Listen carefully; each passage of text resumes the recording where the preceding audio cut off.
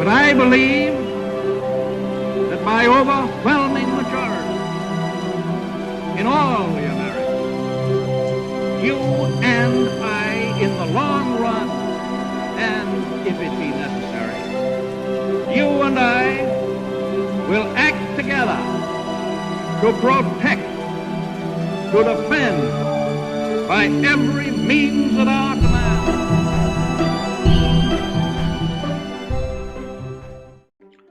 Welcome to the History in Motion podcast, where we discuss how leaders and their decisions shape the world we live in today. Welcome to episode 4 of the History in Motion podcast. My name is Ritchie, and I'm joined by my co-host Paul, and in today's episode, we're going to be diving into our first discussion of ancient history. We're going to be looking at Carthage, Rome's fiercest enemy, led by one of history's greatest military tacticians, Hannibal. We'll be setting the stage by discussing the military traditions of these two opposing forces, and then shifting towards a biopic discussion of Hannibal and his march over the Alps into Rome, where he would wage 10 plus years of successful war, bringing Rome to the brink of destruction. So without further ado, let's get into it. All right, everyone. Welcome to episode 4, where we're going to be talking about the great Hannibal Barca, basically called the greatest enemy of Rome by a lot of people. So much so that throughout the rest of the history of Rome, every time there was something terrible happening, they would basically say, "Uh-oh, Hannibal's at the gates." And it just kind of became a saying throughout Roman history, just because of how close he brought them to complete destruction. But before we get into Hannibal, I think it's important to talk about Rome and Carthage, these two great powers in the Mediterranean. So just to kind of give a lay of the land for those who aren't super familiar with geography. So Carthage is in what is modern day Tunisia. So think of like the most northern tip of Africa, right in the middle. And it's actually quite close to the south of Italy. If you look on a map, it's, you could probably fly there in an hour and a half and get across the water. So Sicily and Carthage are much closer. Like Carthage is much closer to Sicily than Sicily is to Rome. So in when we look at where Rome was back in 264 BC, they basically had the center of Italy and a little bit of the south, but Sicily was in control of the Carthaginians. And in the north, Italy was still, there was still the Gauls, who were kind of coming out of France and Switzerland, and some other local Italian tribes that hadn't been conquered by the Romans yet.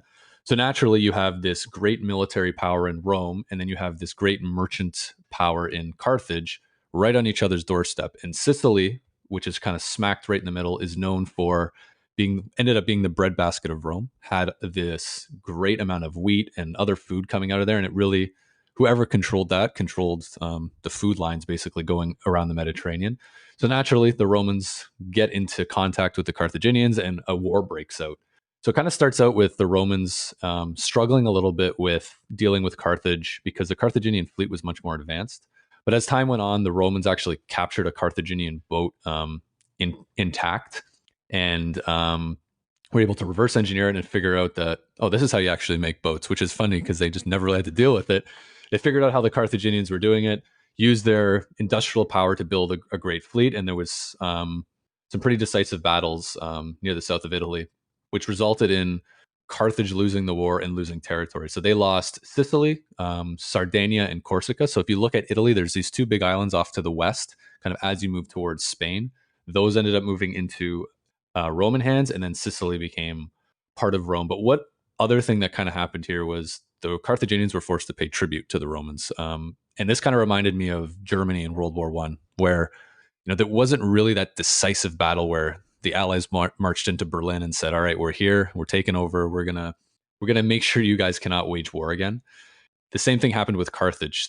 The Romans never marched into Carthage. They signed a peace treaty, said, "Hey, you got to pay us some money." But this resentment was always growing within Carthage. So they started to move into a territory called Iberia, which is modern day Spain and Portugal. And so I think for the rest of this podcast, probably going to keep using the modern day equivalents, because trying to remember what Iberia is and Gaul and all that gets a little bit tricky. So they march into Spain and Portugal, which is again run by, there's no real empire there. It's a lot of tribes and no real unification. And they gain access to a lot of silver and gold mines. But at the same time, Rome realizes, okay, we got Carthage to the south. They're starting to become more powerful. So Rome starts expanding its territory north into Italy and along the southern coast of France, and eventually make their way into northeastern Spain. So the stage is starting to become set for more conflict between Carthage and Rome. But before we get into the second time Carthage and Rome get at it, we're going to look into the military traditions a little bit between Carthage and Rome. So I think the big thing to realize here is Carthage was set up as not a military power, a merchant power, where they are right on the coast of the Mediterranean. They control a bunch of area along the coast of North Africa, and they're really in it to make money. There's a lot of the high up people within the Carthaginian government, and they're oligarchs, and these really wealthy people rule the city because they're so rich and politically savvy. Where Rome is very different. You could be the richest, most politically savvy person in the entire empire, or republic, I should say, at this point, but you would never be given a consulship, which is their head of state, or any really high ranking job until you've had a great military victory or a military conquest. So Carthage being considered the richest city in the world by many ancient sources, it was really just known for its mercantilism, but not its military conquests, which also made another challenge for them, is they really relied heavily on mercenaries and non-Carthaginian soldiers to fight their battles for them, where the Romans did have some of that. But again, that military glory was still baked into everything they did. And so as a leader, winning on the battlefield was the most important thing, which I think sets the stage, Ritchie, for someone coming from Carthage, being a great military leader, going up against, Rome with its love for military leaders.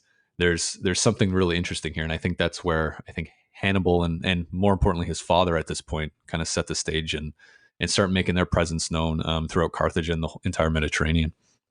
Yeah, for sure. I think it's interesting. Before we get into Hannibal, there's this thought that just kind of creeped into my mind, comparing the two military histories and traditions.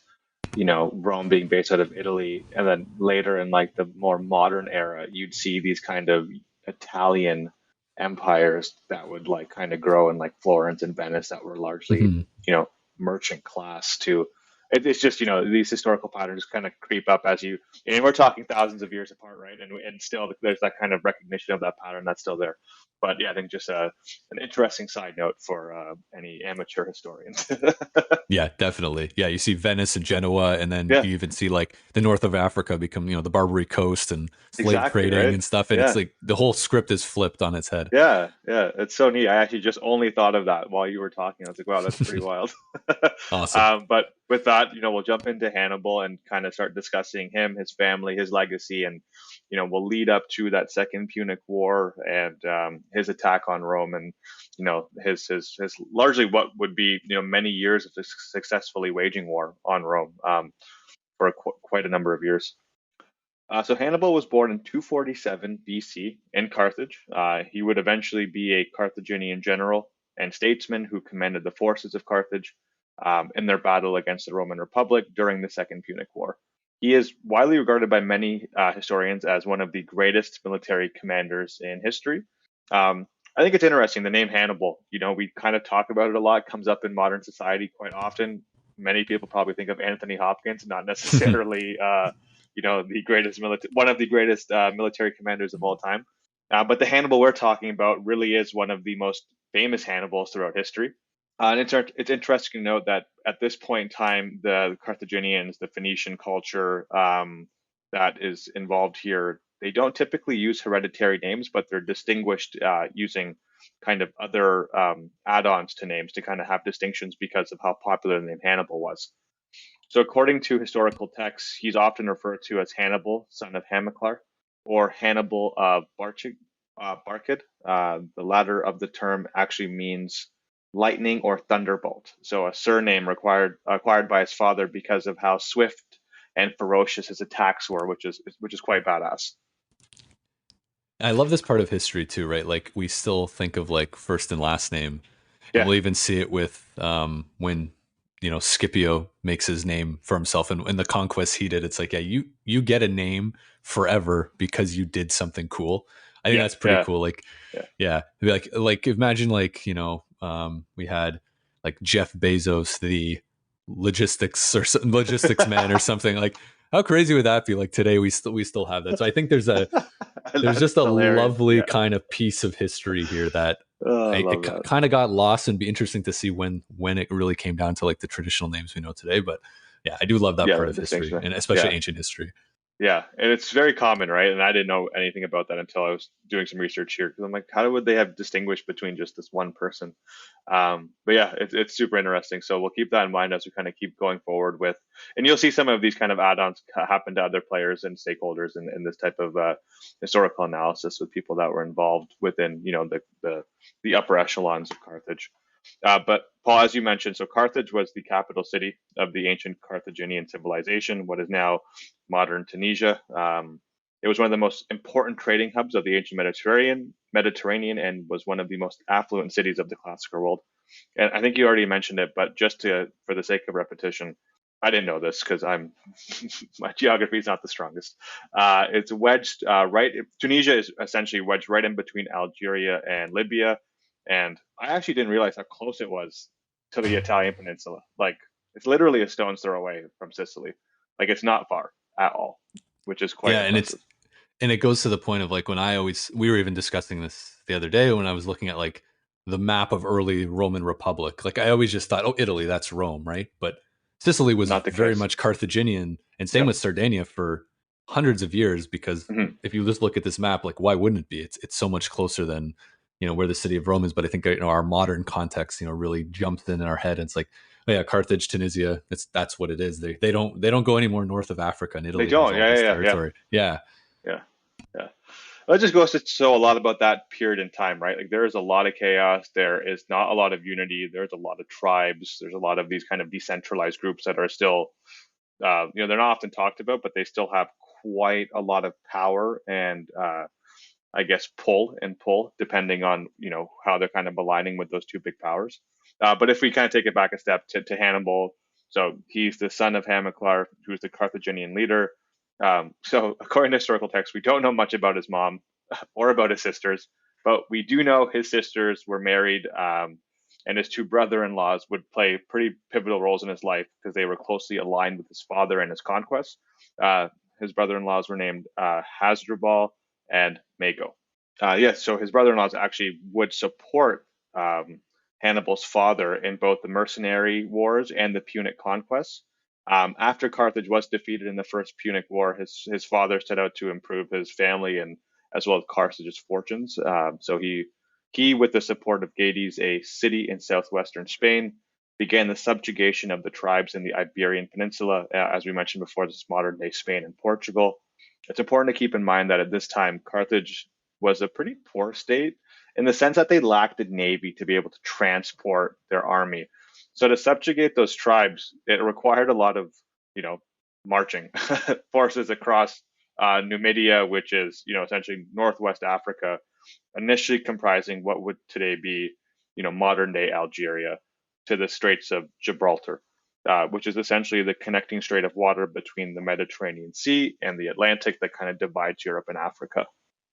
So I think this is a good time to actually tell a bit of a story that can kind of provide a better lens into how Hannibal is kind of portrayed in the broader historical legacy of the ancient world. So this is a story that's recorded by Polybius, a Greek historian.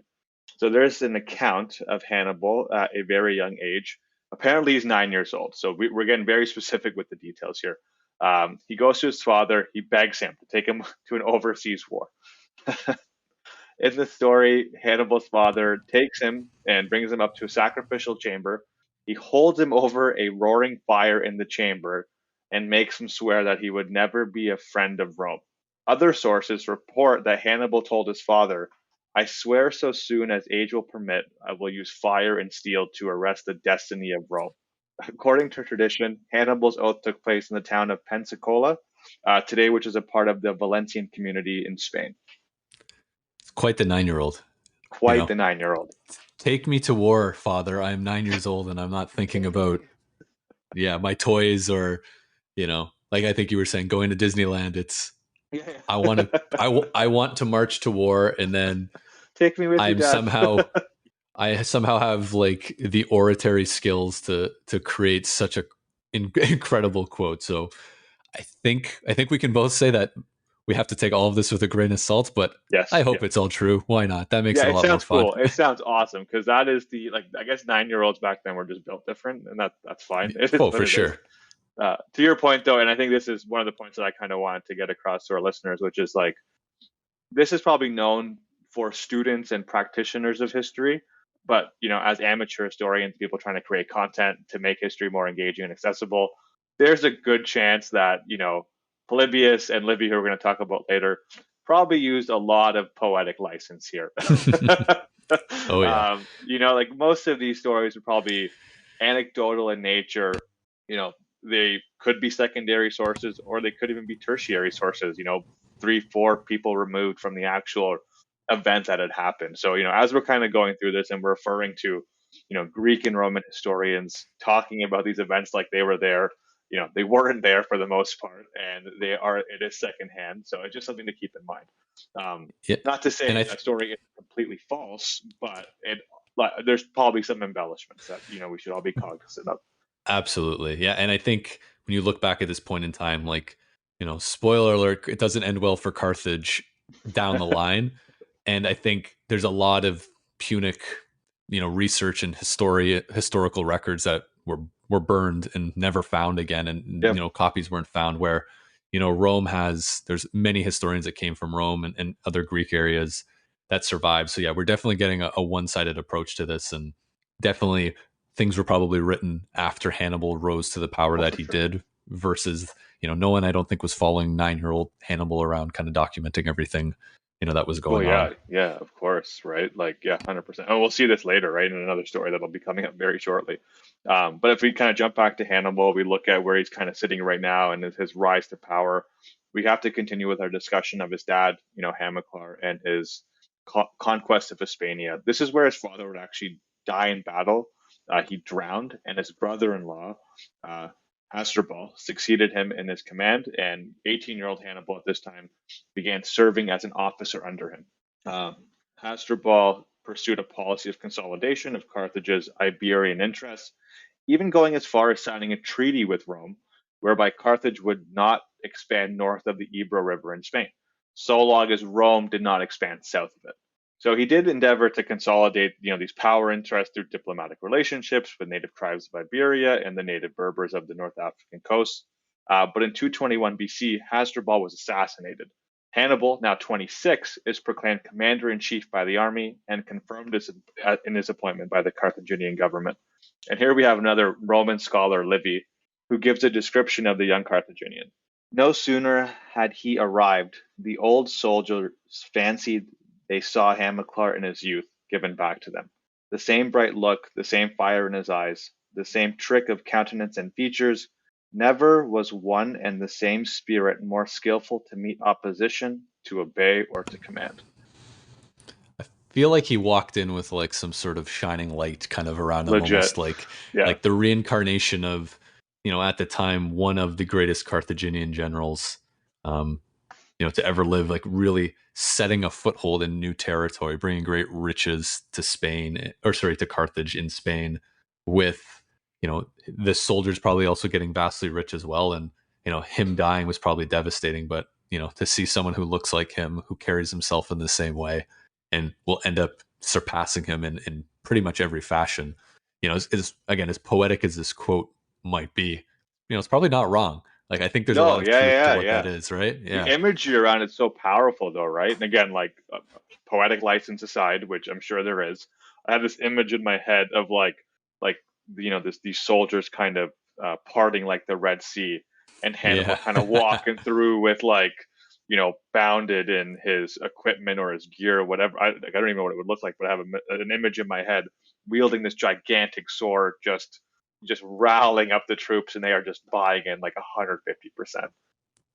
Yeah, and I think back then too, right? Like you don't have, like, when you're on military campaign, right? Like it's you, your fellow soldiers, and your general, right? Like that's who you look to for pretty much everything. And especially, a lot of these men are either young men from Carthage who, may have left their families behind or haven't even started that point in their life, and they're just trying to get started, or they're mercenaries from, Iberia or Numidia or, other areas around North Africa, and, they're they're ready to get rich, and that's Yep. the main reason they're fighting, and to see a person who is going to lead them to that promised land and bring them back these great riches and all that kind of stuff. I think is exciting because like I think nothing worse than like you're fighting for the prospect of becoming rich versus the prospect of honor for your country.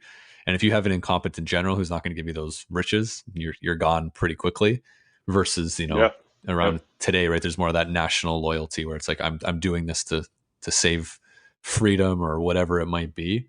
So yeah, I think there's this love for these generals is so important because that's it. If he doesn't succeed, you They don't don't get believe rich. in him. Yeah, exactly. That's Well, it. and It's like over.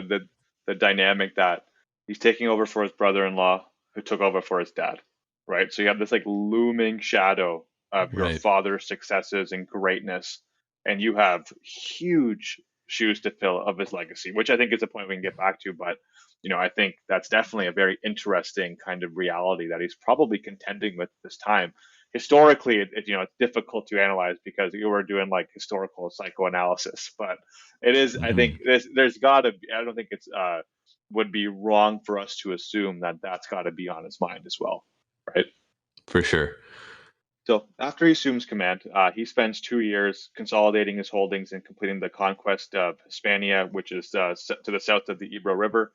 In his first campaign, Hannibal attacks and storms the Euclides' strongest center, Aletheia, which promptly led to their surrender and brought Punic power close to the river.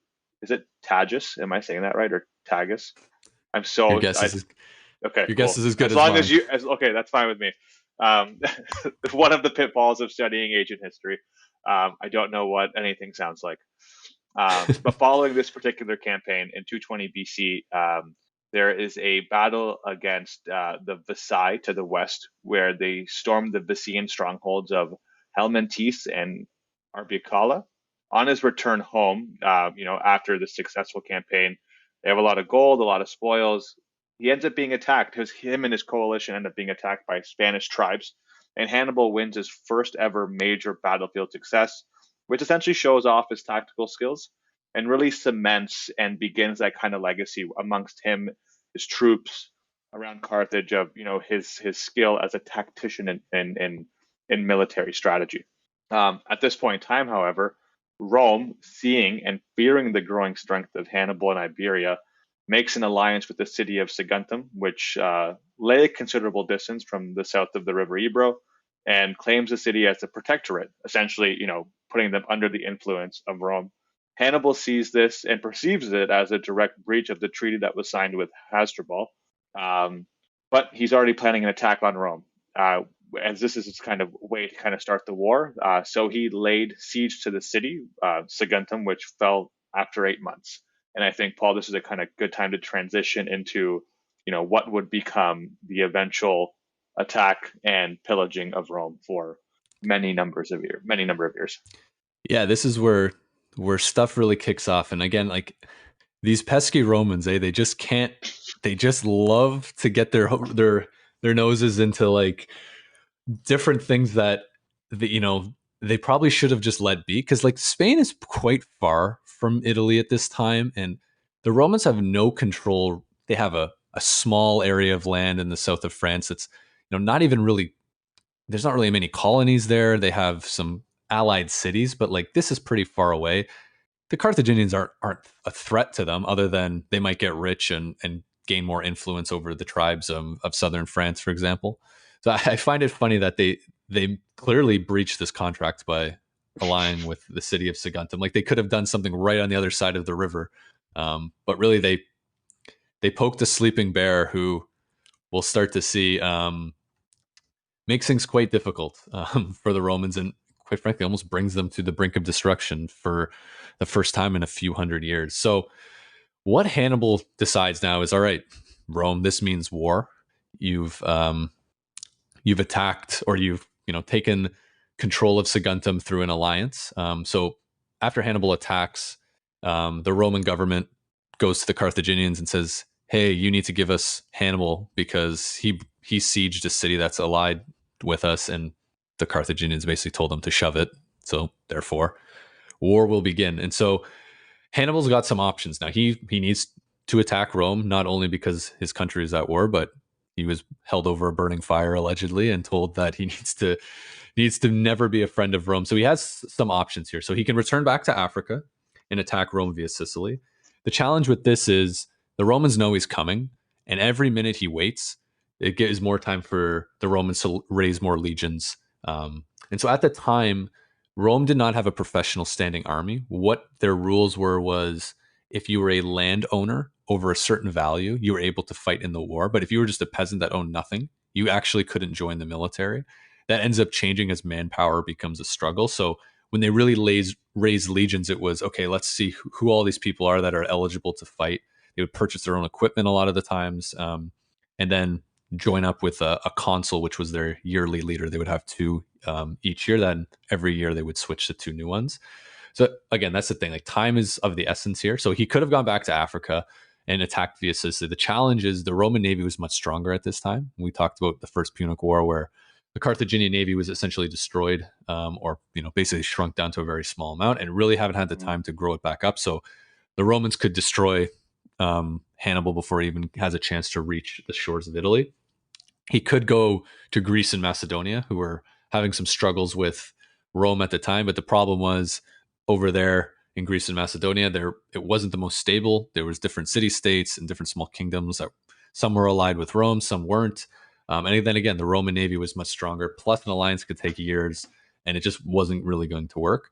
So his third option, and this is what the Romans believe he's going to do, is he's going to march out of Spain all the way through the south of France and then attack Italy basically along the coast. But there's a problem. There's the city of Massalia, which is basically modern day Marseille today. So right on the southern coast, kind of close to Monaco and Nice today. And what the Romans did was they got their army and stuck it right near Massalia and basically said, all right, Hannibal, this is the best way to go. Come at us. So he's moved through Spain and southern France, and he's been fighting a lot of battles against tribes, trying to make alliances. And so he looks at this and realizes, okay, I have to take this city, which could take years potentially to take, because sieges take up to a long time. Saguntum was 8 months. And then he also realized that, okay, I could also have to fight, a 70,000 strong Roman army, which will not be an issue for him in the future. But at this point, he doesn't realize how badass he actually is and how much better of a general he is. So he does have a fourth option. He can go north and kind of move into southeastern France and then into Switzerland and then enter Italy through the Alps. And so really the Romans kind of pictured that, look, the Alps are a natural barrier. Nobody's getting through it. So we really don't have to spend too much time worrying about it.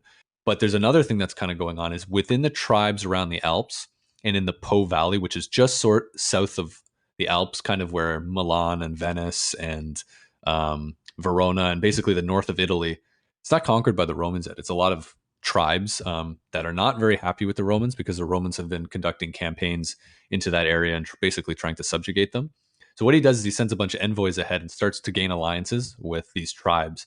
And he actually goes up and he goes, all right, I'm going to have to go through the Alps. And so he's smart. He does it in the summer, but he realizes he has to move quick because if he gets stuck up there in the winter, everything is over. Like, think about it. You're going over a massive mountain range of, razor sharp rock and, sub-zero temperatures, even, on the warmest of days, once you get up to a high enough altitude. It's pretty crazy though, right? Like, I know we were talking about this before we officially started recording, but I didn't know that the Alps were this kind of natural barrier and defense for Rome or Italy, modern day Italy, because the Alps kind of cut across France, Switzerland, Liechtenstein, Austria, and Slovenia. Like, they are it's like a perfect barrier to kind of stop people from coming in. So, the fact that there's this mountainous how many people are going to be like, yeah, let's go over the mountains to do this.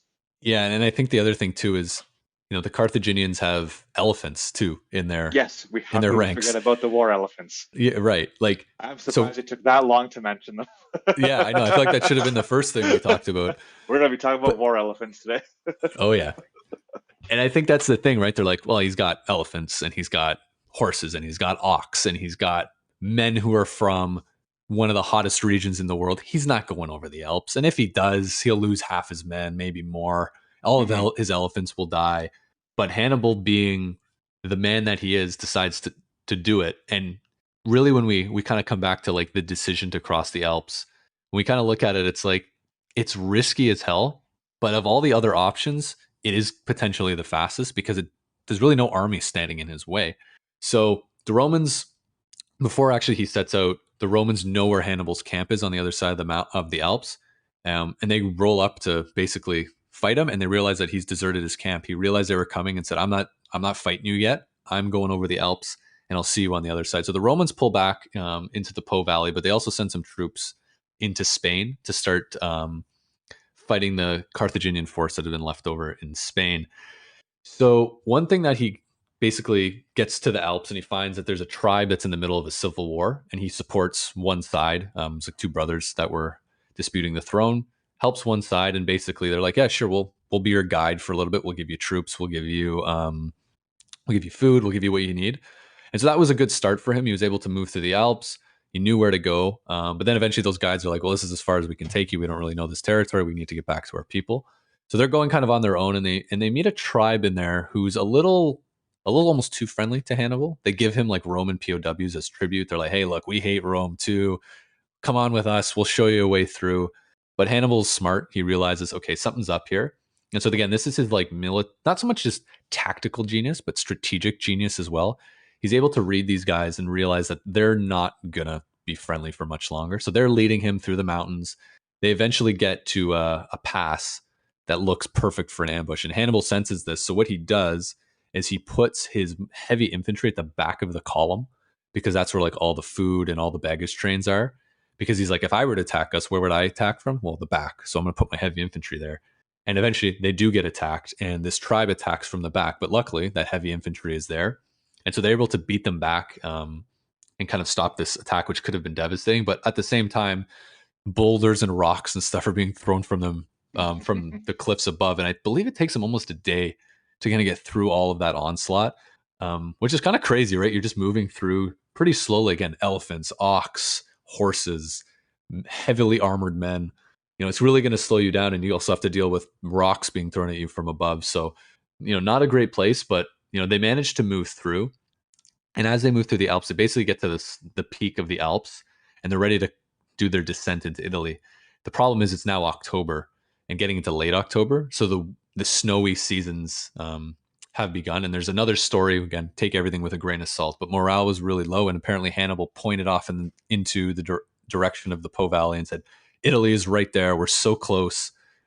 Let's get there." And the problem was like the horses and the elephants were getting so hungry because there's no grass or anything up there to pasture on. Mm-hmm. So he really needed to get there. But unfortunately, they run into a landslide, and so his men take days to clear this out. But eventually, they're able to get through.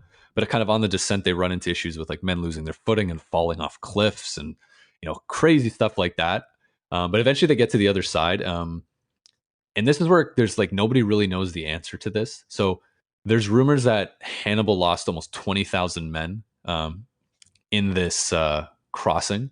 But there's a Spanish scholar who did a pretty good analysis and basically looked at like all reports of his strength going to the mountains on the other side, the first battle that he had. And he says he believes that they only lost about 500 men and maybe some animals, which I find is interesting. It's like a big contrast of where we're putting a number towards something around like was this a good decision? And a lot of people would say, "Oh no, it was stupid. He lost half his force." But like to lose half your force, like we were talking about this earlier, like not just 20,000 people dying, it's also 20,000 people are dead, and then the rest of your army is basically on the brink of death anyways. Because it's not like 20,000 are dead and everyone's like spring and doing great. And, "Oh, we're gonna get it." Yeah, they're just surviving. Exactly. They're in optimal shape to battle. These guys just climbed over a mountain range, right? Like, and so he wins a great battle in December. So like 2 months later, and which is really odd because like if half his army was dead and the other half was like on the brink of death, and you were able to rally them together and win a battle in 2 months versus a huge Roman army, like it seems a little far-fetched to me. Like, yeah, he definitely lost some men. He definitely lost some of his elephants. He actually lost most of his elephants during the following winter when they were on the ground, right? Like bringing North African elephants to the elephants snowy. were harmed during that Yes, I think they were. I think, yeah, that's Whenever you talk about Hannibal, you have to say some elephants were harmed in the North making of this African podcast. elephants too, I believe. That was the type of elephant that Yeah, was a part of this war. Okay. right. And they don't exist anymore today, which is kind of sad. They were Yes. wiped They out were shortly hunted. Yeah. after. Yeah. Yeah, got to have something for the Colosseum, I guess. But yeah, so he makes it to the other side, um, and he just goes on an absolute rampage where he is winning battle after battle after battle, and he is doing things that are we look back on today as like, yeah, that's obvious, but back then really wasn't a I know an accepted strategy of like he would do things where he would march his army out to battle and they'd be ready to go. But the night before he had took 20 or not 20, 2,000 men, stuck them in a forest or crossed a river like 20 miles north. And then, they would give a signal saying, yeah, we're ready to go. So Hannibal would attack the main Roman army. The Romans are like, oh man, there's not that many guys. We got this. He would bring them in and then sound the cavalry charge and 2,000 horses would be running out of the woods and, attacking the Romans from the rear and kind of encircling them. And there's one battle, the Battle of Cannae, which is in the southeast of Italy. The Romans lost 70,000 men, pretty much their entire army, and Hannibal only lost about 5,000. And he basically did that again. He just kind of sucked the Romans in. His cavalry was incredible. They were these Numidian cavalry. They were known for the time of being some of the best cavalry in the world, and they were able to defeat the Roman cavalry and just circle around and take out Hannibal. And then on top of that, he would just kind of like just bait the Romans all the time. Like, come on, come at me. Like, this is when I want you to attack. And the Romans, like we said, had this military tradition of you need to win a great battle. And something that's interesting about the Romans is this is before they had emperors. So this is the Roman Republic. So every year the Mhm. consuls would change. And so like when November, December would start coming up, Hannibal was like, look, they're going to switch consuls who are their military leaders at the time.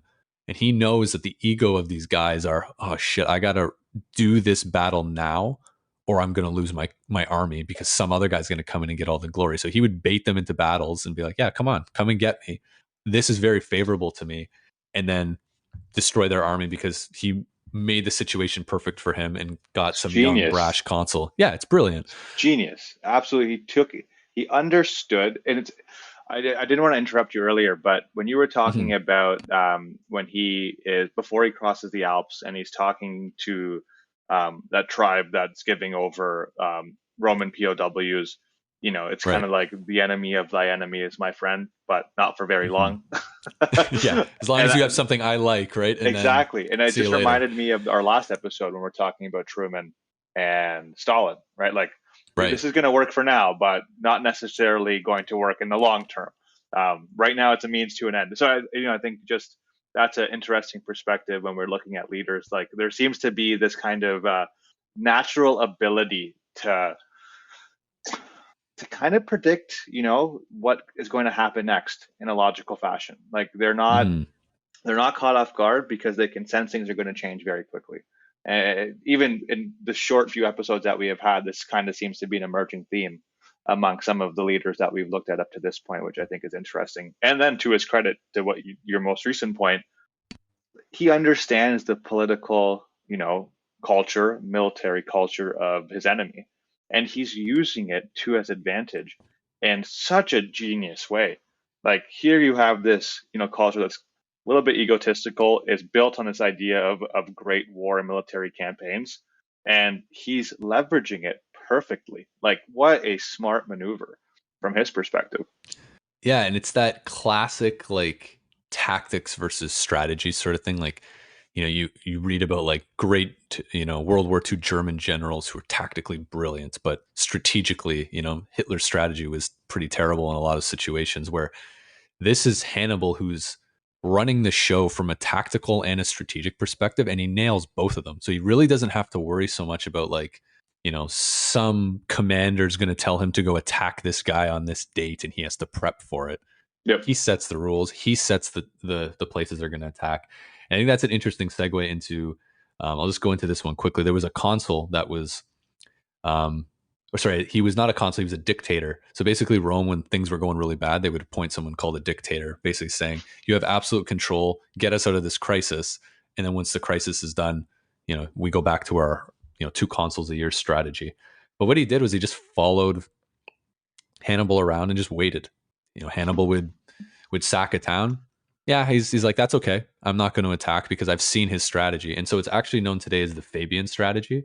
And it's actually been used by George Washington, the Russian army against Napoleon. Basically, just like waiting until your enemy makes a mistake. Don't engage in straight combat when you can't win. But again, the Romans didn't like that because they love a nice battle. They were like, this guy's a coward. He's letting our farms be burned, and this rich senators are losing property. They didn't like that, so they replaced them. Naturally, the guy that comes in first battle killed, tens of thousands of Romans dead. And eventually later in the campaign, throughout Italy, you'd start to see consuls just be like, yeah, I think this Fabian strategy kind of works. And you'd see these armies just kind of sitting there and like, all right, Hannibal, we'll wait for you to do what you want to do. And we're just going to wait for you to slip up. So the one thing with Hannibal you have to remember here is he has essentially at this point little to no support back in Carthage. There is basically the Barca family is funding a lot of the campaigns in Iberia and Spain and then in Italy. Hannibal's living off the land. He's making alliances all over Italy with different cities. And basically, if he can't keep these alliances up, he won't be able to sustain the war effort because Carthage is not sending him reinforcements. They're not sending him money because of all the political turmoil there. There is a growing group of senators in the Carthaginian government who are very rich and getting a lot of money in Spain. And they want the Carthaginians to focus on holding down Spain to make sure that their wealth isn't threatened. And they're like, well, what do we need to do in Italy? Like, I don't understand. Like, if he's as great as you think, why doesn't he just go capture Rome and just end this? Which is something we should get into. But I think it's important to see like when Hannibal's really having a success at the beginning, he's just winning battles, but then he starts to ally himself with different Italian cities that are defecting over to his side, mostly in the south of Italy. And what happens there is he's now having to go like defend them when the Romans go to attack those cities. So his strategy changes up a little bit, but he doesn't ever invade Rome, which I think is an interesting point, which we should chat about for a couple of minutes. And he's winning battle after battle, but he just doesn't attack Rome. And there's a few different kind of theories on why he does it. One being Rome was incredibly well defended in terms of its how it was laid out. It had reserved armies there, and this is the capital city, so naturally this is a fight to the death by everybody who's going to be in that city. So you have to, and he doesn't have any siege weapons at this time, so everything he had, he would have to create.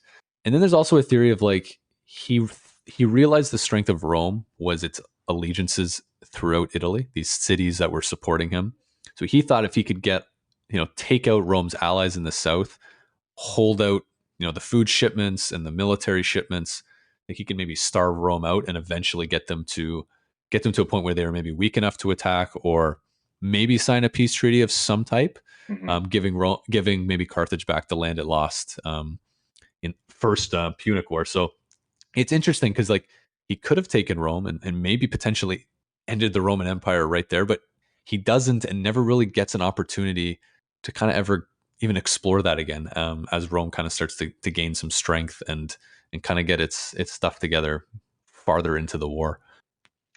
Yeah, that's interesting because when we were talking at this point, I think it's probably important to remind our listeners that how many years has he been fighting now?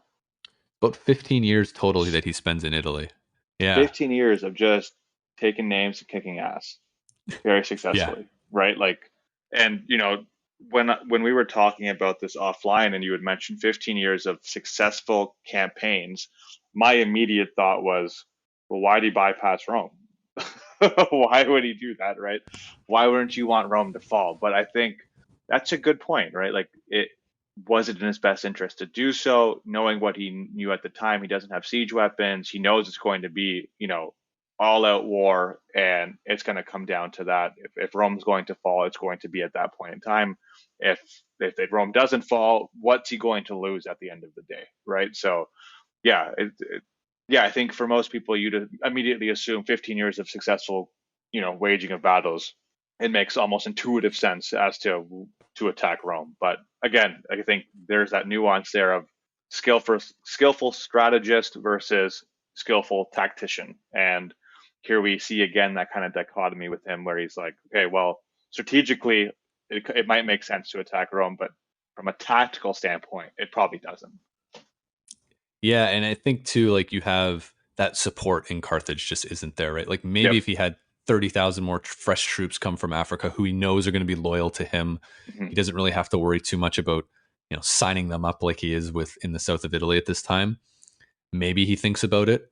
Maybe there's an opportunity to, blockade some of the ports that are near Rome. I think at the time, the main Roman port at Ostia hadn't been built yet, so it was more down to the south. But like cutting off supply lines potentially would have been an option. I just think, when you're in a siege too, you're pretty vulnerable from the rear. Like you have to watch those flanks, and again, if you don't have the support, and again, you're marching into friendly Roman territory. And then the other thing too is you had stuff going on in Sardinia where there was some Roman troops. There was Roman troops in Spain as well, where one of the great Roman generals we'll get to in a second was. So if Rome is being attacked, theoretically they recall everybody, bring them back, which kind of could have been good because it opened up some opportunities for Carthage and other places, but at the same time could have been Hannibal's destruction if you had, instead of going against 2 Roman armies, you're going against 6 and some more talented generals. So he, like I said, he's been in there for about 15 years.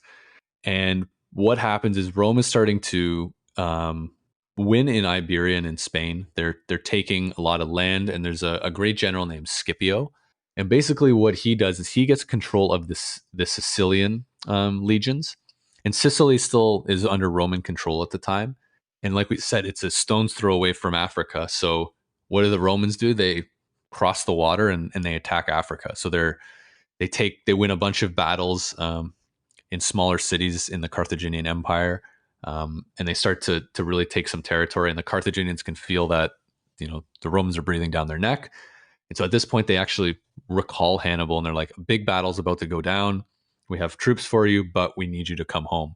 And so he does. He comes home and he defends his home, which is just kind of a sad end to everything. Like it wasn't like he was beaten by one battle after building himself, set up here. He has to come home and defend Carthage. And basically what happens is he is defeated really for the first time in the Battle of Zama, where Scipio, this great Roman general who had won a bunch of battles in Iberia, defeats him pretty decisively outside of Carthage, which essentially ends the war.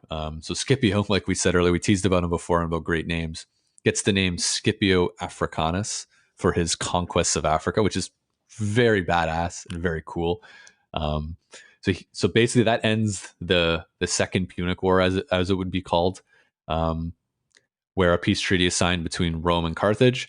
But Hannibal's never captured or killed. He actually goes to Carthage, the main city, and kind of works in some civilian life for a while. He works in the Senate. He creates a bunch of reforms and how finances are done in Carthage. And naturally, he pisses off a bunch of oligarchs that realize that their endless supply of money is not coming as easy, even though it's better for the state that these reforms are done. So he's actually forced into exile, and he moves to Turkey to kind of help out an empire that is on the brink of war with Rome. They're called the Seleucian Empire, and they are in basically modern day Turkey because the Romans now realize how good their army actually is and are starting to make progress into the east. So he's basically a advisor to this king, but the war starts going bad for the Seleucians, and Hannibal basically realizes that he's a big prize for the Romans. They want him basically because he's sworn this oath to destroy Rome, and he just keeps, even though he left Carthage, he's come back and he's still kind of working behind the scenes. He's still a threat. Yeah, he's still a threat. Yeah, exactly. And so the Seleucians are starting to lose this battle over Rome, and Hannibal's, again, brilliant guy, realizes, he looks at the politics and says, part of a peace treaty potentially with Rome could be, hey, give us Hannibal and we'll give you favorable terms, because that's still, imagine being the general who brings Hannibal back to Rome. Like that would be, you'd be they'd be singing songs about that for centuries to come. So he leaves and he goes to another smaller kingdom called Bithynia, which I believe is northwestern Turkey. But again, the Romans are at war with them as well. And there's a few stories of how this goes, but the most accepted one is that the Romans find that he's here.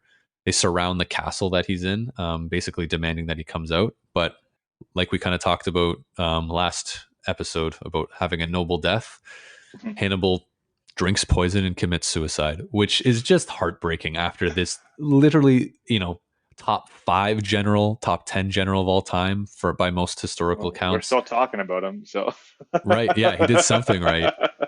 He dies drinking poison. He doesn't die on the battlefield. He doesn't die in old age, kind of off in the countryside. Like if we look at Scipio Africanus, he kind of retires, has a nice villa, and enjoys the rest of his life after these great military campaigns. Where Hannibal's, he's not even in Carthage when he does it too, which is that's even sadder. really sad. But yeah, that's the end of Hannibal. So I think we kind of talked a bit about the decision when I kind of go back to crossing the Alps, and kind of like it did make sense as the right decision, I think, to cross the Alps, and I don't think there's too much more we can really dive into that, but I think it kind of goes into his legacy.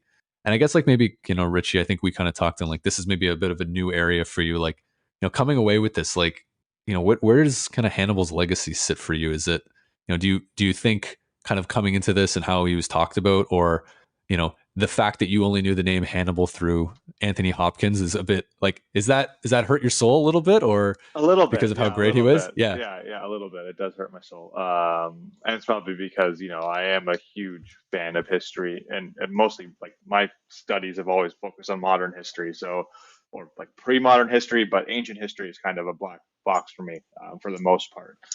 But I think that the sentiment, it's a bit of a cliche that comes to mind, and I said it to you earlier offline, is that fortune favors the bold, and I think that is like just kind of the kind of silver lining that I'm kind of getting from this discussion. The research is that it was a bold move, and it ended up being the right move. And I think the part that interested me the most was immediately following that bold move was, to not get played by those tribes that were trying to befriend him and then attack him. Mm-hmm. And that, I think, to me, is probably one of the more interesting discussion points because, we did 2 episodes now that are thousands of years apart, right? And I still like there's still some historical pattern recognition that I think that for me is occurring there that is still kind of the part that I think is the most interesting, that makes this feel more real and more kind of relatable.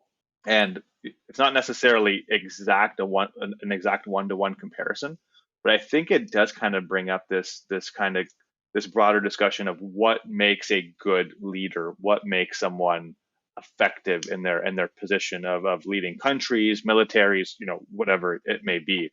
And there's just something about being able to have a degree of foresight and to be able to use that foresight in a very tactical, meaningful way at the right time, and timing is everything. And I think whether it's Truman, whether it's, Hannibal, whether it's Sir John A. Macdonald or whoever else we're going to talk about, I think this is probably going to be one of those things that now when we have further discussions, I'm going to be like kind of tuned in on, because it's starting to come out as a theme to me when it comes to great leaders. There is a bit of foresight and execution that comes with it. It's a great point, because I think you even look at some of the consuls that he just destroyed pretty quickly. Is like, Hannibal definitely, like any general and any leader back then, definitely had an ego, but I think he knew when to check that ego. He didn't make brash decisions for glory necessarily, where we saw some of these consuls like, oh, glory, I could win this battle potentially, where Hannibal was like, he could have, like, think of anybody else who was in his position, could have saw Rome, started licking their lips. Like, I'm going to be the one to take Rome. I was licking my lips just reading about it. You know what I mean? Like, that's how that clearly. Yeah. And it's just dominant performance after dominant performance. And it's funny, like I was flipping through Wikipedia and there's like a list of all the battles in the Second Punic War. And I'm just flipping through and I'm like, oh, I've never heard of this battle. I click it and it's like a smaller scale battle. And it's just like everyone is just like either stalemate or like decisive victory by Hannibal. Like even the ones that like there's a stalemate, it's like he's in the battle and he's just like, I'm not feeling this. Let's just leave. This is not working for us. And he just gets out, right? Where a lot of generals might get into the fact of like, I need to win this. I need they'll dig in. That glory. Yeah. They'll dig in. I can't lose this. Yeah. And so I think it goes to that level of being calm under pressure, but also that level of foresight, I think, that comes into it again that you were mentioning, of looking 2 steps, 3 steps, 4 steps ahead and not being brash and like just running into something, without really thinking it through. And I think that's where, especially at that time, he really sets himself apart.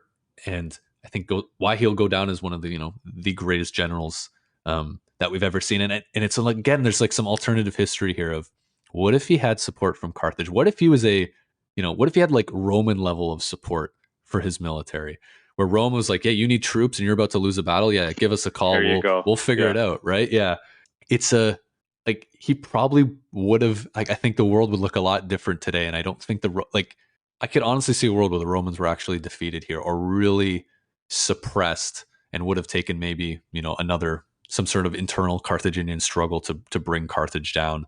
But really, all this did was in both create respects, though, Rome right? into it. Yeah, Yeah, in both respects. Like, I think it says a lot about Rome and yeah, their ability to reorganize, stay unified, and continue to oppose Hannibal.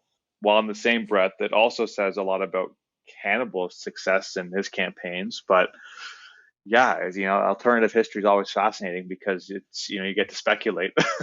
You don't really get to do that yeah. in most historical discussions. But yeah, like, imagine he had the support or the siege weapons to attack Rome, right? Like, Hmm. we're talking about rewriting ancient history.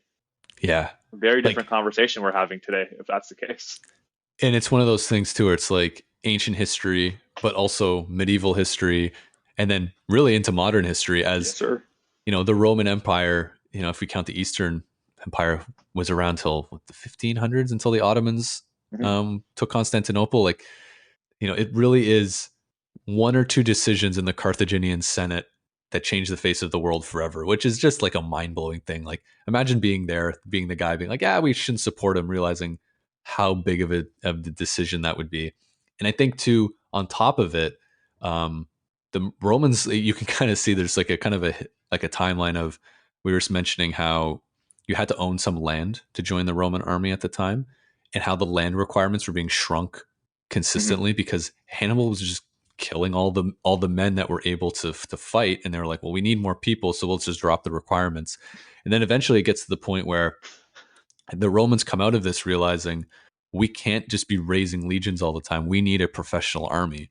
And so Rome is one of the first civilizations to have this like proper professionally trained army that Gaius Marius actually puts in. I believe it's like 50 to 60 years later, kind of gets all started, and then Marius kind of puts it down for real. And basically, like, you are paid soldiers. You don't have to own land. You could be a peasant, but that's your job now. You fight for the Roman Empire, which changed things forever. But it, would it have happened without Hannibal? Maybe, maybe I was about not. to say, But yeah, he, like, there could be a yeah, direct legacy of Hannibal's success and a lesson learned by Rome to hmm, say, look how bad this went for us.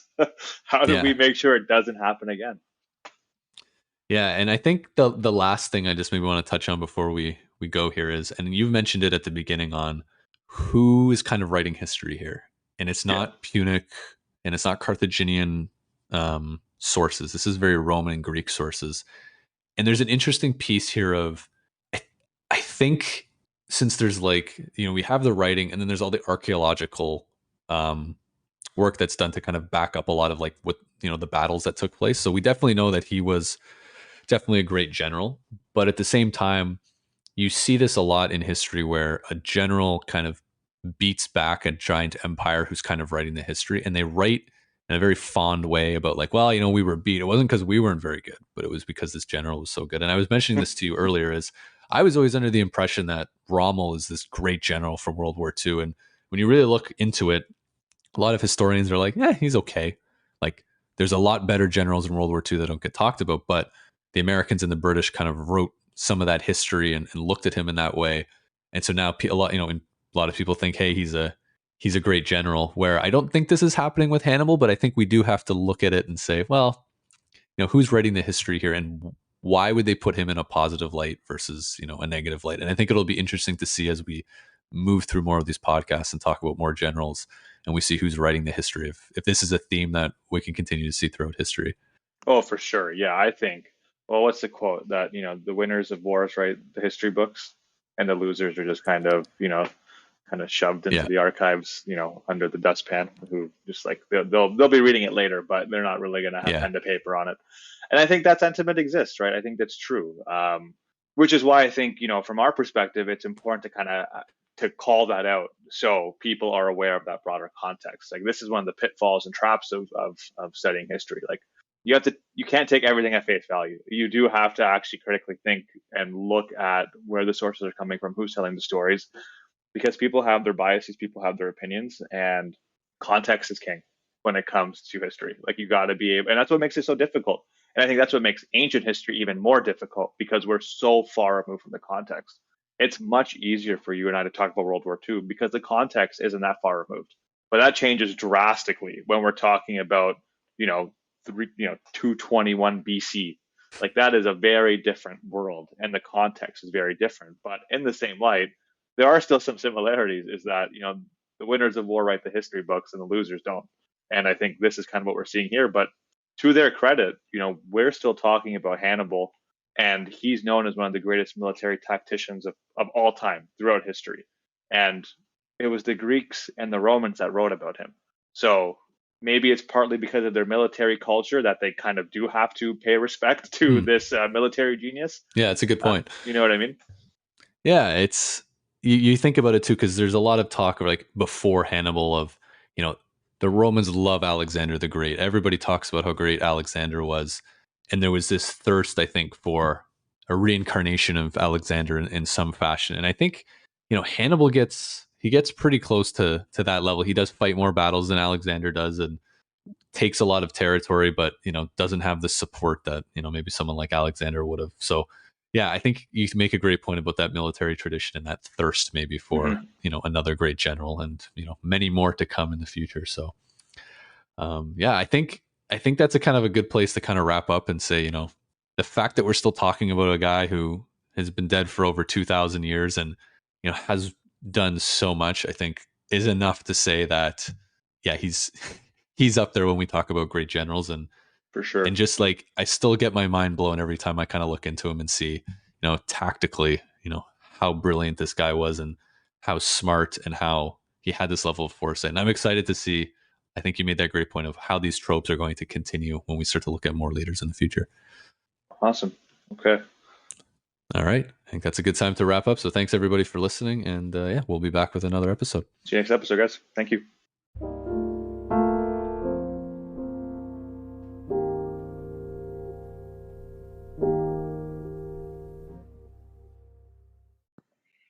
Thank you so much for listening to the History in Motion podcast. We appreciate your support, and if you're a fan of what you heard, please like, subscribe, and share.